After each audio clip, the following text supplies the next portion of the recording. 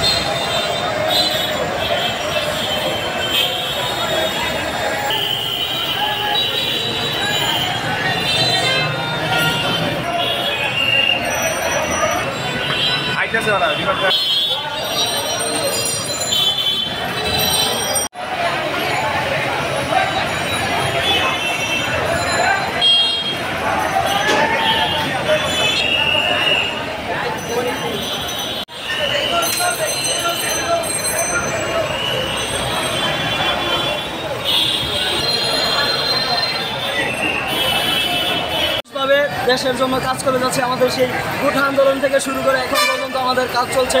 ইনশাল্লাহ আমরা সবাই রাষ্ট্র সংস্কারের কাজে নেমেছি এবং যতদিন পর্যন্ত এই রাষ্ট্র আমাদের ছাত্র সমাজের মন মতো না হয় ততদিন আমরা চালিয়ে যাব। আমরা আগে দেখেছি আমাদের এই রাষ্ট্রে সিন্ডিকেট, দুর্নীতি, যাই হোক নিপীড়ন মানুষের প্রতি এগুলো চলছিল। একটা সময় আমরা যখন আমাদের পিঠ একদম দেয়ালে ঠেকে যায় তখন সেটা আমরা রুট করি এবং প্রতিবাদ করি। ইনশাল্লাহ আমরা সেই বিজয় আমাদের সংগ্রাম করে আমরা আমাদের সেই বিজয় এনেছি। এখন আমরা চাচ্ছি আমাদের মতো করে আমরা দেশটা সাজাই, আমরা দেশটাকে নতুন করে করি।